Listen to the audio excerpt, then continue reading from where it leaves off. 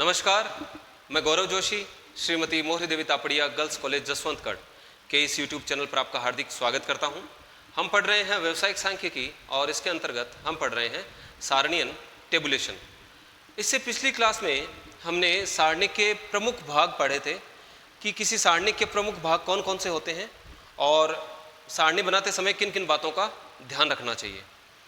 और हमने पढ़ा था सारणी के प्रकारों के बारे में कि सारणी के कितने प्रकार होते हैं और किस प्रकार की सारणी में कौन कौन से आंकड़े दिखाए जाते हैं।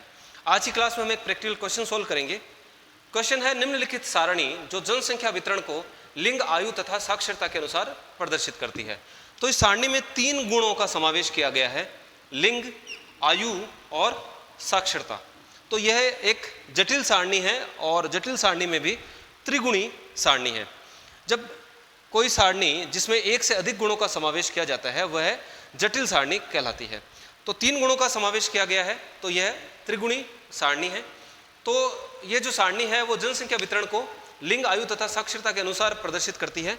में त्रुटियां बतलाइए, इस सारणी में गलतियां बतानी है कि क्या कमियां रह गई हैं तथा उसे उचित तरीके तथा अधिक समझने योग्य बनाइए और सही तरीके से हमको इस सारणी को प्रस्तुत करना है, बनाना है। तो इस सारणी में सबसे पहले देखें तो सारणी का कोई शीर्षक नहीं दिया गया है। एक तो सारणी में सारणी का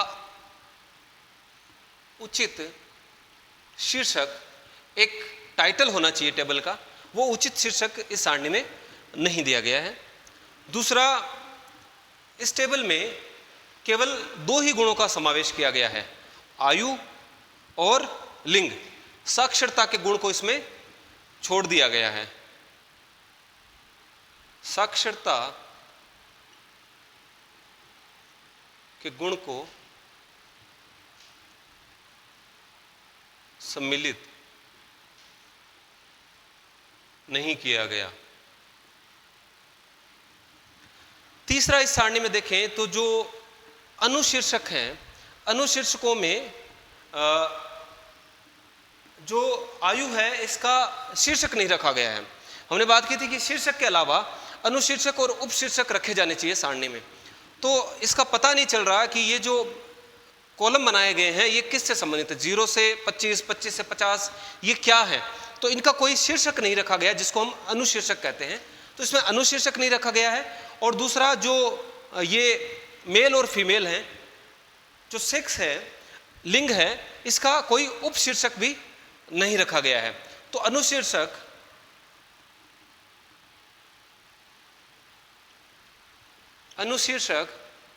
तथा उपशीर्षक नहीं रखे गए हैं। सारणी बनाते समय नियम यह है कि जिस गुण की संख्या अधिक होती है उसको पंक्तियों में रखा जाता है और कम गुणों को खानों में रखा जाता है। तो यहाँ पर जो आयु है, आयु की संख्या अधिक है तो इसको पंक्तियों में रखा जाना चाहिए था, और जो लिंग है, मेल और फीमेल, इनको खानों में रखा जाना चाहिए था। तो अधिक संख्या वाले गुण को पंक्तियों में, यानी कि इस प्रकार से रोज में पंक्तियों में रखा जाना चाहिए। लेकिन जो आयु गुण है जिसकी संख्या अधिक है उसको कॉलम्स में रखा गया है। एक यह त्रुटि इसमें की गई है। इस टेबल का कोई फुटनोट यानी कोई टिप्पणी और उसका उद्गम स्थान नहीं दिया गया है। टिप्पणी एवं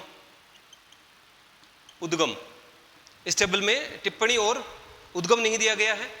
और हमने बात की थी कि जहां भी आवश्यक हो सारणी में योग, औसत, प्रतिशत आदि दर्शाए जाने चाहिए। तो सारणी का, इस टेबल में योग का कॉलम, टोटल का कॉलम भी नहीं दिया गया है। तो इस सारणी में त्रुटियां हैं कि इस सारणी का कोई उचित शीर्षक नहीं है। साक्षरता के गुण को इसमें सम्मिलित नहीं किया गया, जबकि बतलाया गया है कि पूछा गया है कि जनसंख्या वितरण को लिंग, आयु और साक्षरता के अनुसार प्रदर्शित करना है। अनुशीर्षक और उपशीर्षक नहीं रखा गया है। अधिक संख्या वाले गुण को पंक्तियों में होना चाहिए जबकि कॉलम में रखा गया है। टिप्पणी और इसका उद्गम सोर्स नहीं दर्शाया गया है और खानों और पंक्तियों के योग नहीं दिखाए गए हैं। तो इस प्रकार से ये कुछ त्रुटियां हैं। अब हमको इस सारणी को अधिक उचित तरीके से और अधिक समझने योग्य बनानी है, तो सबसे पहले हमको इस सारणी का एक शीर्षक रखना होगा। और हमने बात की थी कि प्रत्येक सारणी को एक नंबर दिया जाना चाहिए, टेबल नंबर। तो सबसे पहले एक सारणी को संख्या दी जानी चाहिए, टेबल नंबर, और उसके बाद उसका एक शीर्षक रखा जाना चाहिए। तो इसका एक उचित शीर्षक होगा डिस्ट्रीब्यूशन ऑफ पॉपुलेशन, जनसंख्या वितरण को हमको दर्शाना है। तो distribution of population according to age, according to यानी कि सेक्स, आयु, एज एंड लिटरेसी। तो इसका जो शीर्षक होना चाहिए, उचित शीर्षक होना चाहिए, वो होना चाहिए distribution of population according to sex, age and literacy.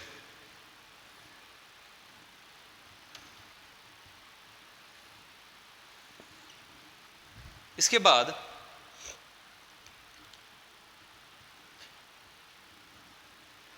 अनुशीर्षक as, और जो गुण अधिक संख्या में हो उसको हमको पंक्तियों में रखना चाहिए। तो एज को हम पंक्तियों में रखेंगे 0 से 25,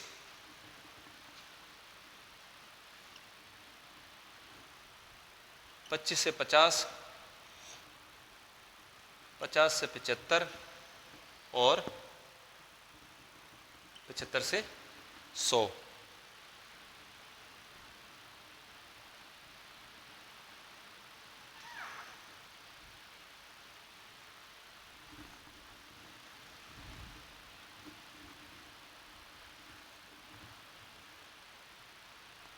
फिर जो पॉपुलेशन है, पॉपुलेशन में जो सेक्स है, मेल और फीमेल टोटल, ये अनुशीर्षक है। और इनका उपशीर्षक होगा लिटरेसी। लिटरेसी इनका उपशीर्षक रहेगा। तो मेल में कितने लिटरेट हैं, कितने इलिटरेट हैं और उनका टोटल क्या है। फीमेल में कितनी लिटरेट है यानी कि पढ़ी लिखी हैं, कितनी इलिटरेट हैं और फीमेल का टोटल क्या है। और जो टोटल लिटरेट कितने साक्षर हैं, कुल कितने निरक्षर हैं, इलिटरेट हैं, और टोटल जनसंख्या क्या है।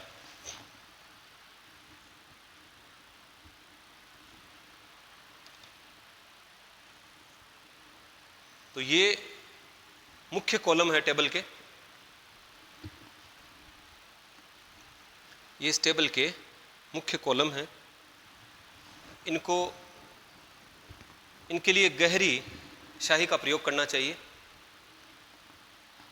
तो इसमें हमको कहा गया है कि जनसंख्या के वितरण को लिंग, आयु तथा साक्षरता के अनुसार प्रदर्शित करना है। तो 3 गुणों का समावेश करना है। तो यहाँ पर हमने तीनों गुणों का समावेश किया है।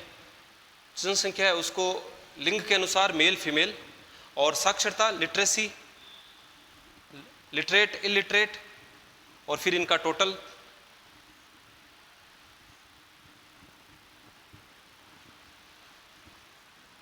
तो इस टेबल को देखने से पता लग जाता है कि 0 से 25 उम्र के कितने मेल ऐसे हैं जो साक्षर हैं, लिटरेट हैं, कितने इलिटरेट हैं, और उनका टोटल क्या है। यानी 0 से 25 उम्र के पुरुषों की संख्या क्या है, कितनी जनसंख्या है।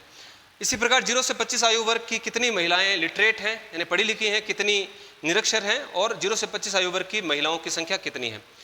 और 0 से 25 आयु वर्ग के कुल कितने साक्षर हैं, कुल कितने निरक्षर हैं, और 0 से 25 आयु वर्ग के कितने लोग निवास करते हैं, इनकी जनसंख्या क्या है, वो इस टोटल कॉलम में आ जाएगी। तो पहली जो त्रुटि रही थी इस टेबल में वो थी कि इसका एक कोई शीर्षक नहीं था, तो हमने उचित शीर्षक रखा। इसके बाद इसमें कमी थी कि इसके जो अनुशीर्षक हैं और उपशीर्षक नहीं रखे गए हैं, तो इस टेबल में हमने अनुशीर्षक रखा है एज के लिए, जो 0 से 25, 25 से 50 ये जो आयु थी, इसके लिए हमने अनुशीर्षक रखा है एज। फिर हमने अनुशीर्षक रखा है मेल, फीमेल और टोटल, और इनका फिर उपशीर्षक रखा है लिटरेट, इलिटरेट और टोटल। योग नहीं लगाया हुआ था तो हमने टोटल का कॉलम भी बनाया है।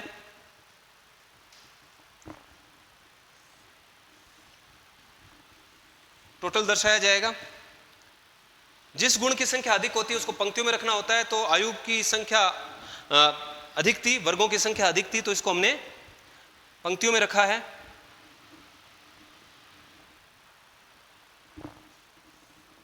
और इसमें टिप्पणियां नहीं दी हुई थी तो हम फुटनोट देंगे। फुटनोट में हम दर्शाएंगे,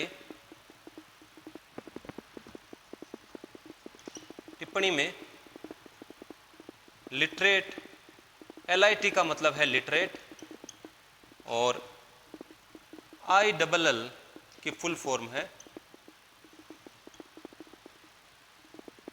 इलिटरेट। और यहाँ पर इनका उद्गम स्थान, कहाँ से ये आंकड़े लिए गए हैं, उसका सोर्स दिखाया जाएगा।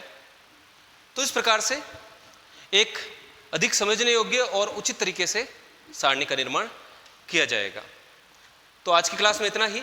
मैं आशा करता हूँ कि आज की क्लास में हमने जो क्वेश्चन सॉल्व किया वो आपको अच्छे से समझ में आया होगा। इस वीडियो को लाइक कीजिए, शेयर कीजिए, हमारे YouTube चैनल को सब्सक्राइब कीजिए। धन्यवाद।